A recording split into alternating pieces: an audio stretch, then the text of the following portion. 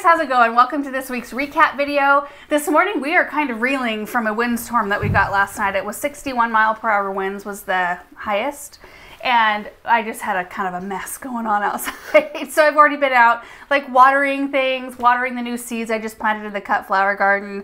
So it feels good to sit up here where it's like a little bit warmer. It brought in a cold front, so we're like 25 degrees cooler today is our high than yesterday. It was warm yesterday, like it felt 75. like it was getting close to 80. Yeah, it was beautiful yesterday, and so now we're kind of back down to, I guess, supposed to be 50 or something, 51. Anyway, so it's a interesting weather in the spring. I know it is for all of us, so we're all dealing with our own. It says 39 right now. Does it really? Yeah. Well, I'm a little bit hot because I was rolling around out there, like just like kind of ticked off at the wind and the situation and trying to get things moistened up out there. Anyway, okay, let's just get into the videos from last week. The first one was trimming spruce topiaries, planting spring stuff, and potting up seedlings. So in that video, I have two Serbian spruce lollipop topiaries in containers by our chicken coop, and they've got some kind of like wind burn or like cold damage on the tips because, and I don't know, like you look over it and think, is it a blight or something like that? I don't think it was something like that. So I just trimmed each one of them. They look so much better. Sprayed them with wilt stop and then planted the base of them with some spring stuff. And then potted up some seedlings. What did I pot up? Delphiniums maybe, into larger size containers. So top comment from that video is from Elise. Not sure what was most entertaining in this video. Hide and seek cuteness. Benjamin wanted to play hide and seek right in the middle of the project. The moment when the hedge trimmer comes out after all the fussing with the snips. When I got into the project, I'm like, okay, this is a little bit more than a snip sort of a project. Otherwise it's going to take me a while. And then, or the revelation that Laura loves her hens so much that she cleans their bums. I don't like to have dirty bum hens out there. Okay, Amy said, I followed your advice and sprayed my Christmas wreath with the wilt stop, and it just now turned brown in March. What are you still doing with a Christmas wreath? I wanted to talk. I still have Christmas pillows out on our benches underneath in the portico. Yeah. I also sprayed my boxwoods and they didn't get any burn. Did you spray the lollipops in the fall, or was the weather just too harsh? I did not spray them. I didn't even think about spraying them, and I don't know why. But now I'm thinking, like, if there's anything you really want to keep nice, just spray it with the wilt stop. I mean, it's not going to hurt anything if, you know, I don't know. Well, you know, there was one thing on the label that you're not supposed to spray that I was surprised by. I can't remember exactly what it was. So read the label maybe before. Yeah, read the label, because there was one thing that I was like, oh, that's interesting. Don't spray on that. It's clearly labeled. So really? Just, yeah. Oh, no, I'm interested. Okay, well, hold on. Let me I can look it up. Yeah, Google the label. Oh, do not use on African violets or exotic slow-growing dwarf plants. That wasn't the one. Wilt stop may turn blue spruce and similar species of evergreen a green color. If this occurs, natural coloring will return with the next season's growth. Oh, do not use wilt stop on any variety of arborvitae, cedar, cypress, Chamaecyparis, juniper, sequoia, dwarf conifer, or similar plant species without testing first. Oh, is that what it was? Yeah, okay. so like go to the back side of the plant and test it out really quick and see like if anything happens. I've never used it on anything that it didn't help. I think that was the thing that maybe I read that and was thinking, oh, that's surprising, because I would just thought you could spray it on any type of evergreen. Sure. It's kind of like hair dye, like do a test strand first before you haul off and do your whole head of hair. Okay. Robin said, Laura, do you ever have pansies voluntarily come up in your landscape? I planted a large pansy planter at the fall before last. I still have pansies coming up everywhere. Occasionally we will. Like occasionally I remember planting pansies in the downtown containers, and then we'd have pansies coming up in the cracks of the sidewalk. And so occasionally I'll see that coming up, but we're pretty diligent about like weed control, and when we see something popping up where it shouldn't be, we take care of it pretty quickly, which kind of like on one hand is sad because it takes a little bit of the whimsy out and like letting plants kind of do their thing and kind of the magic of what plants will do in your landscape. But then on the other hand, it is kind of nice to keep some stuff under control. But I wouldn't mind pansies volunteering everywhere. I love them. Michelle said, why do some plants have to be started in super small containers and then moved up in size versus direct sowing? It's just because they can't handle, like our growing season isn't long enough to plant something in the ground once it's warm enough to do so to get them to fruit, or you won't get much of a harvest season at all. It's kind of like eggplant, and I want to say eggplant and what else? Peppers. Things like that we start 8 to 10 weeks before our average last frost date because they need that much time in order to germinate and come up in ideal conditions. They need it to be really warm. They need it, you know, the moisture not to ever dry out. So they don't get that out in the landscape. If I waited until mid to end of May, which is usually like the safe zone for seed planting for us, for our warm season stuff, it would take them so long to get up and going, and it would take such meticulous care on my part that I might get a pepper by the very end of the season. By the time it freezes, like I'll just be starting to get fruit probably. So that's typically why. And some things you can do either or, depending on your climate. And I mean, it's worth experimenting with for sure, because sometimes plants will surprise you. Gigi said, didn't you have hydrangea standards flanking the arbor with the Colette roses? Maybe I'm confused, but I could have sworn those were there. I do have hydrangea standards, not flanking the arbor. They're kind of a little bit away from the arbor. So there's the arbor with the Colettes right here, and then you look into the vegetable garden. The limelight is like off to the side, maybe like 6 feet or so, right by the driveway, and it flanks my vegetable garden. So there's 2 on either end of the vegetable garden fence. They do really well there, like really well. Surprisingly, they get full sun all day long. Full sun all day? What? As opposed to full sun half the day? Well, yeah. There's plants that get full sun half the day. Doesn't full sun just denote full sun? Are you trying to pick a fight with me right now? What I don't know what you're saying. Well, full sun just means full sun, doesn't it? No, because you can have full sun morning plants, full sun in the morning, and then it's in the shade in the afternoon. And then you have like the sun moves over your house, and then all of a sudden your plants on the west side are in full sun for the second half of the day. Wouldn't that be like part sun then, if it's not getting the sun all day? Well, I suppose so. I see where you're coming from. But I don't like it. But no. Seek Me Vicker said, thank you again, Laura and Benjamin. Do you have any current plans for the large arch across from the chicken coop? We might move those. Maybe. You had plans. I did. I was going to train trees to them. Kind of glad I didn't now because, you know, we're thinking of different plans for back there. And anyway, I'm kind of glad I didn't plant something that was very permanent. And then I thought I would train some grapes onto them, which I still think would be beautiful, or wisteria, you know, something that can kind of like drip down because it's a huge arch. But I thought they might look really pretty in the opening to our new cut garden. But then, you know what, I was just thinking we have to make sure the tractor can get underneath with Which ease. It can. Under those, even with lots of vines and stuff. Well, I don't know about vines. Depends on how far down they go. But I think that they're like 12 feet wide. So and our openings are 15. Yeah. So you could do it, but it would start to neck it down. Yeah. So I don't know. For now, they're just going to probably remain there. Maybe I should try to grow some kind of an annual vine on them this year. Yeah, that'd be cool. And just to have something on them, because they do look kind of stark. Chris said, Laura, how do we know when to transplant our winter sowing jugs? I live in Nampa, Idaho, which is like 30 miles minutes down the road. Yeah, away. So usually they're a little hardier than plants that you've started inside because they've been more acclimated to outside temperatures. When it warms up enough, oh boy, it just depends on the crop again. Like I probably have got poppies that are up in mine and they're looking beautiful. I could probably toss those out. Like we've got 2 more 30-degree nights with this cold front, and then it's supposed to warm up pretty dramatically, and so I'd probably be fine to put my poppies out now because they're rather cold tolerant. But then I've got green globe artichokes, which are a little bit more on the tender side, and so I'd probably wait a little bit longer to do that.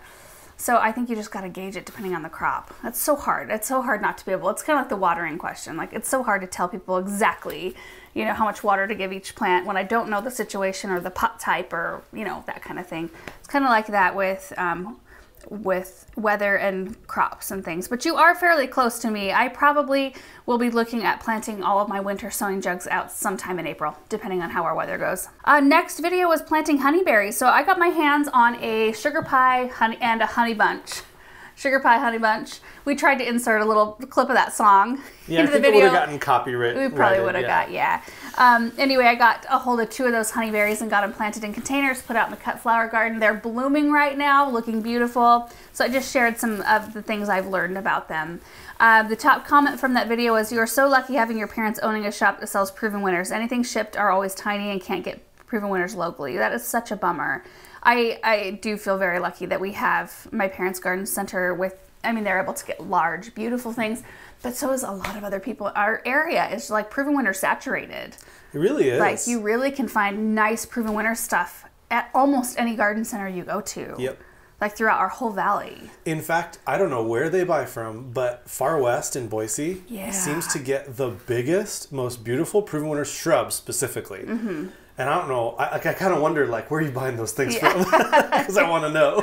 I mean, the most gorgeous, huge hydrangeas. I almost bought 14. Were they Pinky Winky hydrangeas for our pots? That's right. But we were a little bit short on space in our truck. And so, I mean, that was the saving grace on that one. I thought it would be really pretty to do that. Maybe we'll do that one day. But yeah, they've got some gorgeous stuff. I don't know. Keep talking to your local garden centers. Tell them, I mean, they are subject to whatever the growers are growing, but have them start pressuring their growers. Yeah. You know, honestly, that's how it happens. That's how you get it done. Seem said, I've never heard of a honeyberry. Do you eat the berries? Yes, you do. So I've tried them before, and they are very similar in texture to a blueberry. They're very thin, kind of soft skin, like it almost kind of melts away a little bit. The berries are typically a little bit bigger-ish. I mean, you can get a hold of some big blueberries sometimes, but they're longer, like they're longer shaped instead of being round. And people describe them as being a mix between a blueberry and a blackberry and a raspberry, which I would say probably that's an apt description of the flavor. I can't really remember. It's been a while. I remember being sweet and good. That's what I remember. I don't remember thinking, oh, there's notes of raspberry in this honeyberry. Amy said, oh, you got 2 from Amy this time around. Oh, really? Yeah. Amy said, I would like to try those. Question, when you fill a container with soil, do you pack it down some as you're filling it? I always seem to get some settling and the plants aren't as high as I want them, but I don't want to compact the soil. Yes, you do want to tamp it a little bit. You don't have to worry about packing it in there hard. You don't want to necessarily do that. But definitely just give it a little tamp with your hand and just kind of, you can shake the pot a little bit. It'll help this soil settle. Yeah. I've noticed that as a problem in some containers. Occasionally it'll happen where I'm like, dang it. It does make it easier to water when the soil level is lower though. Wallships 1 said, do you have to worry about birds eating them? Yes. You do need to net the plant, especially when they're bearing heavily. This year I may not need to worry about it. I don't even know if we're going to get any. There's so little out there and they're blooming right now. And I'm kind of like, do I need to hand pollinate? Because I don't know how many bees are going to actually find this little tiny shrub out there. There's nothing else for them. I mean, the fruit trees are just starting to bloom, but I might go out there and do a little, get a little paintbrush and a little hand pollination, see what happens. But yes, you do want to plan to net them later on. They sound great, sweet and healthy. Why don't they have them in grocery stores? A lot of times they'll have them in specialty grocery stores, like those that carry specialty things. Yeah, I don't know what to call those. There's a lot of things you don't see in grocery stores, like pluots, apriums. Yeah, like a lot of cross things. Yeah. Beth says, does the 2 zones less for pots rule always apply? I'm in zone 9 and some plants aren't for our zone, but I'd love to try them in pots. No, it doesn't apply. What do you mean? Well, because she's on the upper end of the spectrum. Isn't that a 3 through 7? Yeah. That plant. So for the honeyberry specifically. Yeah. I was just thinking plants in general. It really only applies if you're on the low end of the spectrum. Right. If you're on the high, because she just can't grow them. No. Period. No, because they need a certain amount of cold in order to produce. So unfortunately, a zone 3 through 7 just won't thrive in a zone 9. Nick Colvin said, how large was this planter? I think the diameter was probably between 20 and 24 inches. Somewhere right around in there. They're pretty good size. I really like them. And I can see out there right now, I can see them. They are bulky enough, even with nothing out there to show up. Okay, next video is microgreens and transplanting larger shrubs and trees. So in that video, I just wanted to show you the microgreens that I have going. And I've started to grow them. I got this little kit thing from Gardener Supply that's got the plastic tray, of course, and then jute pads. So you're growing the greens and seeds on pads, jute pads, instead of on soil. So it's super clean. Which I really, really like. So I was really excited. I had some red Russian kale that was up looking amazing. And then we transplanted 2 Japanese maples and a bunch of Hakanakloa.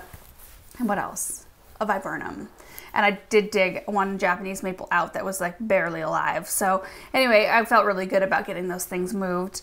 Top comment was from Nindy. I've watched a few other garden channels lately and the Proven Winners channel too. Laura and Aaron is by far my favorite channel. That's so sweet. It's Laura's style of filming, the smooth, loving tone, excellent way of teaching us and fountain of knowledge, the format and editing. It just feels like family here, and I love it. Laura and Aaron, thank you for all you do for us. You guys are such a huge blessing. That is such, like, the sweetest thing ever. And that was the top comment. You didn't even get that one out to make me feel good this morning. No, yeah. Thank you, Nindy. Amy said, my cat loves microgreens. I plant oat grass just for her. Have you offered Russell and Cheddar a taste of the greens? I have not. I should, though.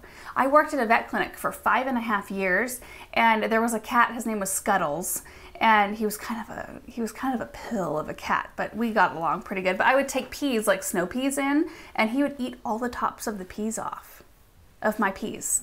Oh, really? Like for snacks. Yeah, I would pop the tops off, and I'd kind of like leave them on the desk there for a minute until I was all done, and then I would put all of them in the garbage can. And yeah, if he got a hold of the pile, it was like his favorite day. It's kind of weird.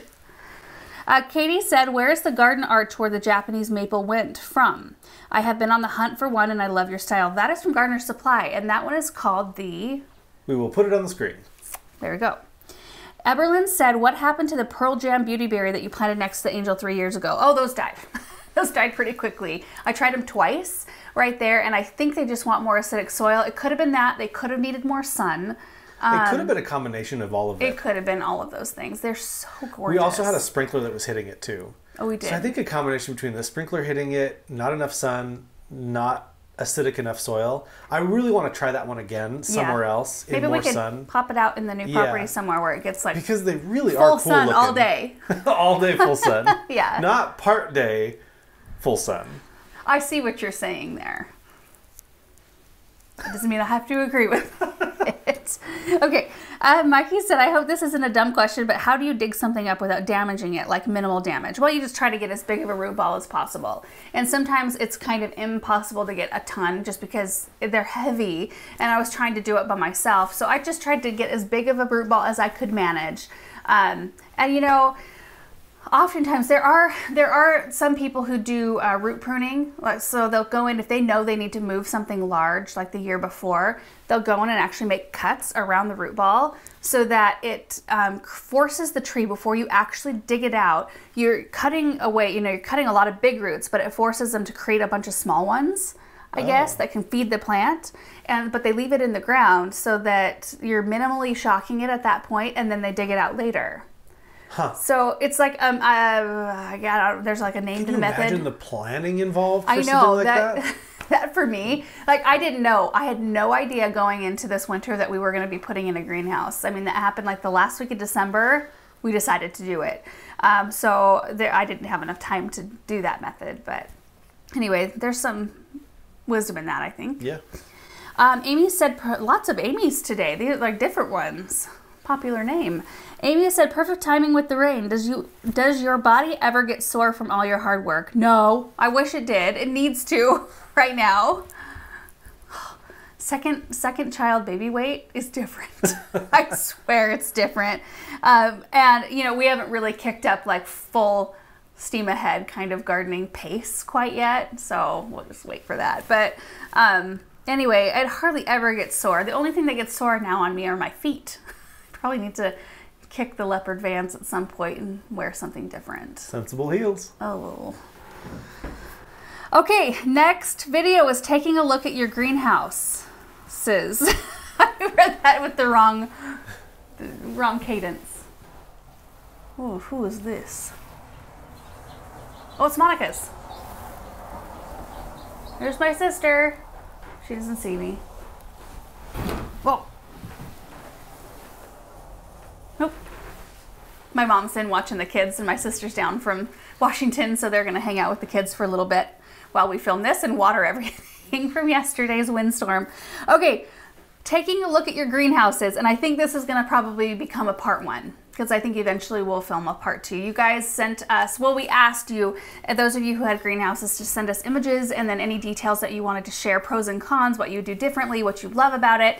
And we got so many submissions and so many neat ideas. And we were only able to, we had 80 in that folder, and I thought, I'll just bust through these really fast. I think we shared between 35 and 40 maybe, because it's too hard. Like, we want to take a look, like a closer look. I don't want to just spit fire these beautiful creations of your guys's. So anyway, it was just a really inspiring thing for me, and it was a really, I gathered lots of good ideas because we are putting in a shed in the back part of our cut flower garden, so I was able to glean some stuff. But anyway, RC said, I'm a visual person, so I appreciate the pictures to gather inspiration for a future greenhouse. Same.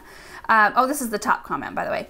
We don't have a large backyard, but to know that it's possible to have one, even in a small footprint, is exciting. Here's to dreaming. Yes, and that was precisely the point of the video. Next question was from Delane or Delaney.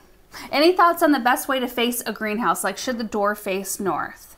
You know, I think there are different opinions on this, and as far as I know, based on the way the sun is positioned in the wintertime, like it's lower in the southern sky, if you face your greenhouse east to west, running east to west, so that's where the ridge is, which is how we're facing ours, it's going to get the most amount of light throughout the whole structure. If we faced ours like this and the sun was really low in the sky, like this side would get sun and this wouldn't, kind of like how our daffodils are growing right now, you can clearly tell that the southern side of things warms up, it gets more light, and so that will help you maximize growing throughout the winter months, throughout, you know, the most of the year. Because so if we run ours east to west again, in the summertime the sun moves more like directly above us and the structure will receive tons of light. So I don't know, east to west facing, or I mean running the ridge line east to west with your front of it kind of like facing south. I'm looking at Aaron for affirmation here. Well, it depends on what you call the front, because you're running it long way east to west. Yeah, long way. But our other greenhouse is running north to south. Yeah. The long way is running north to south. You know, I think you probably have success either way. Yeah. It's probably something that you'd have to really research. You just want to make sure it's not in the shade of something else. Yeah, I think that's more important than which way the ridge line. If I was putting a greenhouse on the side of a house, I would think the south side would be the best side, though. Yeah. For sure. Because that will give you all day sun instead of like morning sun or afternoon sun. Yeah, I do think you're right, though, that if you're concerned about winter growing, that running the ridge line east to west would make the most amount of sense. Yeah. Okay. G. Davis said, may I request a montage video of all the pics of the greenhouses? I kind of wanted to do that. Yeah, I really think that's the best. Instead of doing a part 2 where you talk about them, I think that we should just put text on the screen of like whose it is, where the growing zone, growing zone. And then if somebody said anything really particular that needs to be said, we could put that in text, I suppose. But yeah, doing like just a picture montage, we can throw it up here on the highlights channel. Yeah. And so you'll probably see a part 2, including all the other submissions, which are still coming in, by the way. Yeah, it'll probably take a couple weeks, though, because we've got a lot of stuff going on right now. Yeah. Like, I almost need help, you know what, though? Another editor to help. I know, I said last week that we had so much stuff going on, we could do 2 videos a day, and then we skipped posting on Saturday. We had a weird bug go through our house last week, and Aaron wasn't feeling really great on Friday night, I think, and so we just skipped posting Saturday because you would have needed to stay up really late to get it done anyway. Life happens sometimes, but everyone's fine now. Alyssa said, will you need to lay a new concrete pad for the Hartley, or will it sit on the existing gazebo pad? No, the existing pad will be torn up and moved out. We're going to be putting in brand new everything right there, and the floor won't actually be concrete, like solid. It'll be pavers and gravel and probably whatever like is quick draining. And we are putting in a radiant heat floor, which I don't know a ton about. You've kind of researched that a little bit. Well, and I'm not even sure we're going to hook it up right away. What I talked to the HVAC guy, and I think we're just going to lay the tubing, so it's there, and then if we need to hook it up, we can, because it's pretty inexpensive to just lay the tubing. It's all the other stuff, like you have to buy a boiler, and then actually running it is expensive too, because you have hot water running in it all the time, so you have to pay to keep it warm. So I think for now we're just going to lay the tubing, and it's going to be there, and then if we decide that we need to hook it up, we will, but otherwise we'll just leave it. Aaron is the king of infrastructure. Like, you like to have everything in the event that you want to, like the shed in the back of the cut flower garden. We're not going to heat and cool that. We don't have any plans to, but Aaron is like, I want to build this in a way that we could if we wanted to later on. Well, you never know. I know, it's so great because I'm so different. I'm like, let's slap it up cheap, you know? Yeah. Let's just get it done. Make it look cute. It'll be fine. We're not going to use it for heating. But then later on, it might be kind of nice. Yeah. So, okay, next video is working on our Autumn Blaze maples. I'm always nervous when we post a video like that because it's like, do as I say, not as I do kind of a situation. we made sure not to title it how to stake up trees or whatever, like, and we even caveat and said, this is not a tutorial on how to stake up trees. This is just what we're doing with ours. We want to document the process and show you what we're doing, and maybe it'll work. Hopefully it does. The reason why, and there's a couple of things too we didn't explain, like we did stake, like we put the strap rather high on the trunks on some of them, because in some cases we're not correcting the lower trunk, we're correcting the canopy. That's like the trunk's straight and the whole canopy is like this. And so like you can't splint a tree, you'd have to tie it in so many locations, which I think would be kind of worse. I don't even know if you could get the strength you needed to like tie something like that over. So in some cases, like we just needed to like really slightly move the canopy up so it wasn't bent over. Some of the trees we got just were wonky. They were just weirdly shaped, and I don't know why they were like that necessarily. Maybe they would be fine, but we want to crop failure. No, maybe we just want to make sure that they're all like really great. And I don't know, this is kind of your project, Aaron. I remember that morning it was cold and I was like, Aaron, I don't want to be out here doing this. Why don't you just do it by yourself? And I'm going to go do something different that I want to do.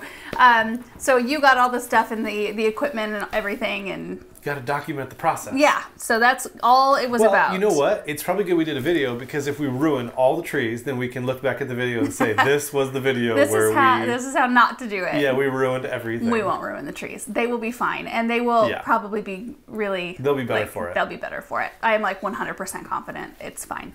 Top comment was from A. Will too. Oh, please, pretty please show a how to get rid of weeds in your lawn video. So need that info over in our garden. So as you guys know, we did seed some grass in that area last fall. We started watering it. It did come up a bit, and it was mostly just grass throughout the course of the winter. But this spring, we've got like huge, it's mostly weeds, like a little bit of grass, tons of weeds. So we've got a lot of work to do on that. And we knew that that would happen. That's going to happen in this front area when we start seeding that as well. Because once we put water on an area that hasn't really been worked, like we've just kind of like roughed up all the weed seeds in there and like laid a nice bed of weed seeds. So we start irrigating it, the weeds are going to come up, we're going to have to take care of it. So anyway, I think it'd be a good thing to do. It's going to look so pretty. Yeah. Like when it's a nice lawn. I noticed when I was gathering comments that there were a decent amount of people who really appreciate natural looking, like they want they would love to see us put in like a meadow type of look. That doesn't exist here. That's not natural here. No, it's not. It's completely if we did that, it would take just as much work to create a meadow look as it would, because what exists here is just like brown, like not even brown dirt. And nasty it's like weeds, nasty, yellowy dirt. Yeah, cracked dirt. Yeah. We are going to try to go for a semi-natural meadowy look under the orchard trees. We are going to be using a lawn type grass seed for that. It's called RTF Fescue. I want to seed some daffodils and iris and let those naturalize in there. So we're going to try to go for that kind of look in that space, but it's a contained space. And it would look really weird to leave that strip natural and then have a big lawn over here on this side. Lawns are actually lower maintenance and require less than a lot of other things around here. It's kind of crazy. Yeah. It's really weird.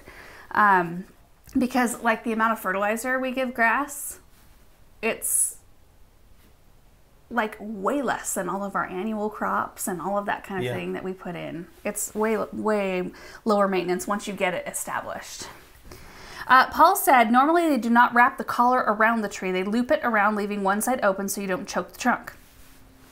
I believe that's true. I think that we're putting this on for such a short period of time that it doesn't matter. I think I was going for more like security than anything else, because it's not, in 6 months, it's not going to grow over the top of... I think we needed to stress every 5 minutes in that video, this is corrective. We're not leaving this on for more than this growing season. This is short term. This is short term. Because you're like, everybody that had comments, like that wasn't a negative comment. No. It was just... a wonderment. Yeah, or a statement. Yeah. But and everybody's correct. It's like we did things the wrong way if you plan on leaving your tree staked for 3 or 4 years. Yeah. Which we don't. Right. And so that was the problem with trying to explaining the video, is like, this is short term. So you can't take anything. We did say that. Yeah, you can't take anything that we're doing as like a long-term solution, because nothing that we're doing is long-term about this project. This is like a single season correction. So yes, we wrapped it wrong. I think that's why I didn't want to be involved in this video. I know. I was oh, wait for it, Aaron. Just wait for it. Anyway, Dana said, how did you decide how far up the tree to go and place in the wrap? I think I just explained that. Some of them we did lower because it was actual trunk correction, and some it was canopy correction. So those were higher. Also, how did you decide? In about 3 seconds. Yeah, just standing back, sizing it up. Yeah. Emma said, so at 1721, there's a huge storage cover over a tow-behind camper right next to your fence line.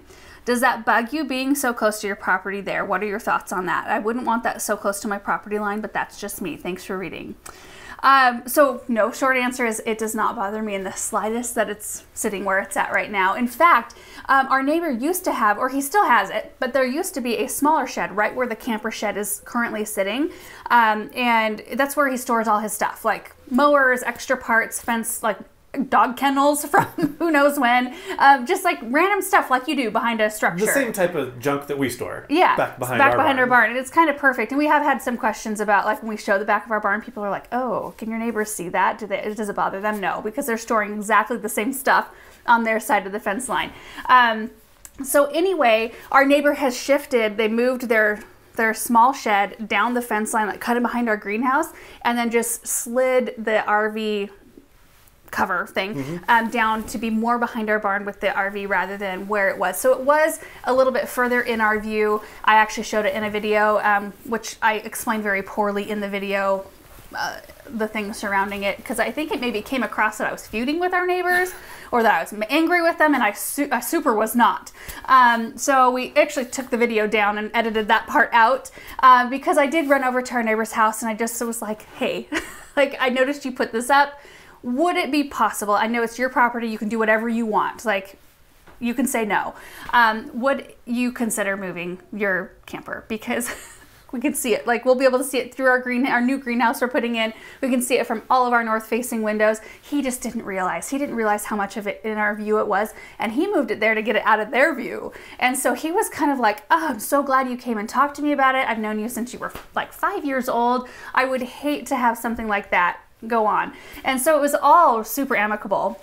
And I told him, like, I kind of fell over myself saying, you can do whatever you want. You can say no. I'll just know to, like, start ordering some larger evergreens to put in back there, and we can show how to plant a hedge, you know, kind of a privacy hedge. And that's totally fine with me. But he was completely happy to do it. And he actually the whole time was saying, this is super easy. Like, no, there's no worries. I don't want you to worry about it, you know. So, and we're actually going to go, when I initially went over there, I was like, I will plant up whatever area in your garden you want. So you're going to see some videos this year of us landscaping around their pond. So kind of in trades. We did provide help. So we had a couple guys go over and help him move everything. We paid to have an electrical line moved just because I didn't want them to be inconvenienced, because it is their property. They can do what they want, and they were doing us a huge favor by sliding it down. So we did that, and then we'll go plant some things around their pond, and everything's fine. I just explained it so poorly. Theodora said, how would one mow around those not quite buried stakes? I've thought about that. See, I washed my hands of this whole project. What I think might be the easiest solution is that auto mower. Oh, yeah. I think that we should put the wire in the ground over there and move the auto mower to that side. That's a good idea. Because then the auto mower can just spend all its day just bumping into those wires into things and moving around. Yeah. And it wouldn't hurt any of the trees either. No. You know, if it bumps into the trees, right, it'll be totally fine. It's probably a safer way all the way around without somebody going out there and trimming. Because it would be a total pain in the butt to have all those guy wires to mow around and trim around. So kind of, although I wonder if even the auto mower might get stuck underneath the guy wires, like wedged. So you might see us working on our Autumn Blaze Maples part 2 video where we go out with proper stakes and all of that. Carrie said, did the big rock you placed at the start of the driveway deter people from cutting that corner? Yes, it did. It's funny how that works, isn't it? It's sad that you have to put something in clearly, like it's not the road. Yeah. But you have to put something so people do not cut corners and drive over the grass. At like every grocery store or Walmart, they have those, you know, pylons or whatever you call them, the yellow, people, you know, people from running into the doors. Okay, Ashley said, gosh, do you guys ever bicker? No. Never. We have a perfect relationship. I don't know what you guys are talking about. Moving on, planting the first seeds in the cut flower garden. That was the last video from this week, which it took me a week to film that one, and I kind of wish I would have waited until like tomorrow to even start the whole project because of the huge windstorm we had last night. Anyway, Simple Living Work said, I have noticed a comment trend here. Oh, this is the top comment. I have noticed a comment trend here. Everyone says hello to others watching the videos like a community or group chat. It's heartwarming. Morning, everyone, getting ready for the day. I love that too. I do see that. Like the first comments that come through, everyone's just like, hey, how's it going? After grabbing that top comment, I was thinking how nice it is that you and I actually can go through the comments. Because I think some channels, they don't. They on purpose don't read comments because of how toxic they are. Oh, yeah. We have a lovely comment section. One thing that helps us a lot is that we don't do clickbait. Like our titles and thumbnails are exactly what the video is. And so I think that sometimes you can invite toxic comments when people click on a video and it's not what they were expecting. Or, you know, I mean, if you try to bait people into clicking on videos for... Or if you stake trees and you know you're doing it improperly. I actually kind of thought, oh, I don't really know if I want to get in the comment section of this one. And I'm going to read a lot of opinions today. But it was pretty good for the most part. Yeah. Anyway. Next comment, please explain. I'm from the Ukraine. What do farmers do with flowers who grow them on farms to cut flowers? Is it for sale or for beauty? If for sale, is it possible to live on this money? A lot of people do. There are a lot of flower farmers and a huge trend in people wanting to get into that industry. So like floret flowers, a huge resource of information for me. I'm not doing it to sell them. I'm doing it just to make videos for you guys and show you what I'm doing. I'm doing it for the beauty of it, for my love and my passion of growing things and trying new things out. And we... Just to explain that a little bit farther though, I think some people maybe don't understand. I think it would we would make less money if we spent more of our time trying to sell the flowers. Because you have to have a lot of infrastructure. You have to be able to accept, you know, cars and people, and that takes time. And you have to like organize. You have to organize when you're harvesting, when people come, when they leave. And mine, if I have a crop failure or something, like if I don't get out there and get it watered, it doesn't matter. Like it's not, my livelihood doesn't really depend on that crop succeeding. Yeah, right. So for us, it's easier to just give away the flowers, like use them for our own benefit or for educational purposes or entertainment. Yeah. And giving away. Yeah. And just to focus on trying to make an income from the YouTube part of it as opposed to the cut flower part of it. Right. Some people maybe were kind of confused, like, oh, sure. Why do you do it if you can't make money from it? Well, because it's fun. It's fun. Like the cut flower garden last year, that's probably the most fun I've had in the garden ever. Really? I think ever. Wow. I loved that space last year. Loved it. Just think about how much more you would love it if it had grass walkways. I loved the way it was. I think there was some kind of like I loved the dirt out there. I loved the dirt pathways, like the raw dirt pathways. And they were all powdery but there was something so just natural about it. And there was something so, I think I like the non-permanence of it. Because like the rest of your landscape, if something goes wrong, like if you lose a tree, it's a huge blow to your garden. Like I think about Linda Vodder with her huge oak trees that she lost the big limbs out of and things in that ice storm and how it changes the whole look of your garden, or it can when you lose something like that. And so there's an element of stress that comes with more permanent landscaping to me. When I did the cut flower garden, I'm like, doesn't matter. I can throw this there, throw that there, try this crop. If there's holes in the, you know, crops and I'm not growing something in one section, doesn't matter. Like it's not there to be like this perfectly put together space. It's just like whatever you want it to be. Yeah. There's something so freeing about that.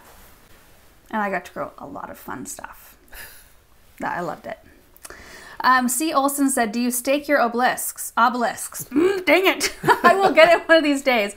I've never used one, but I'd like to add one this year. We need to stake our obelisks because they are laying down still right now. And I actually used them to anchor down. You'll see in a video this week. I tried to anchor some landscape fabric down over the top of my seeds that I planted in this video. Didn't work out so great. But anyway, so I used all the obelisks on top of the landscape fabric and they were blowing everywhere and it broke the tops off of some of them.